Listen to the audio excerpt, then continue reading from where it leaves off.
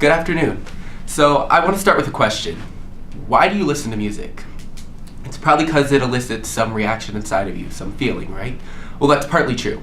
According to a study done by Valerie Salimpour, a neuroeconomist and neuroaestheticist researcher from Rotman Research Institute, when we listen to music, our brain actually releases dopamine based on how we connect to the music, whether it be previous experience or our feelings at the moment.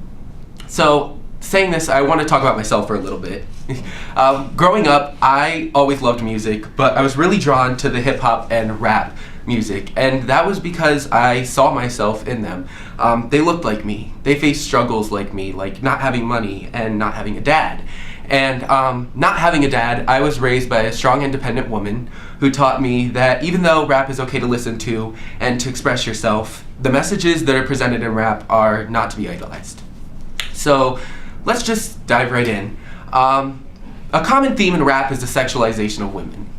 One example is Lil Wayne. Most of his songs sexualize women. Do you guys remember 2013, Love Me? It was like number 9 on the Billboard Hot 100. I'll refresh your mind with lyrics.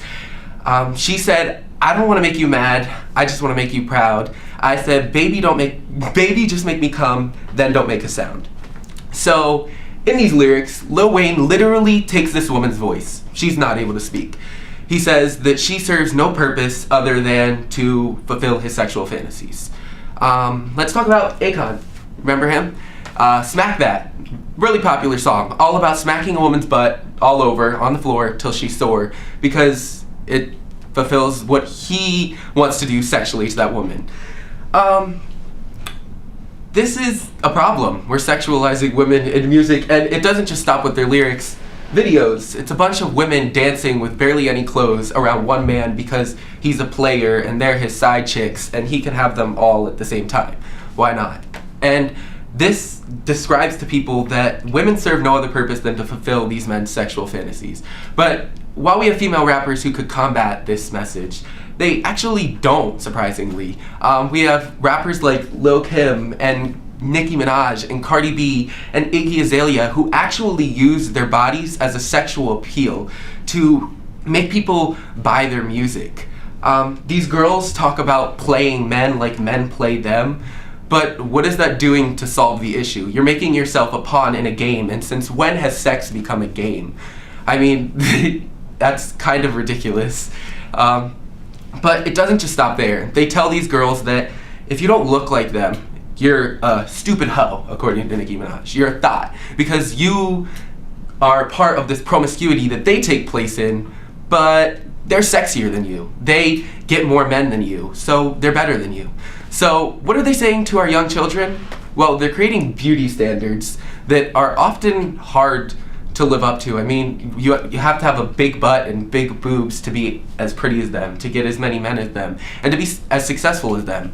And to young boys, you have to have just as many girls. You have to be able to, sexualize them. They're nothing more than to fulfill your sexual fantasies. So according to a study done by 3 researchers at Yeshiva and Columbia University in New York, they looked at inner city youth and hip-hop culture. And when interviewing one boy, he actually said that having a woman in a bikini in a video isn't exploiting her, it's just appreciating her sexiness. And when they asked women how rap made them feel, the women said that womanhood revolved around what they brought to a relationship, not themselves, but just what they're contributing.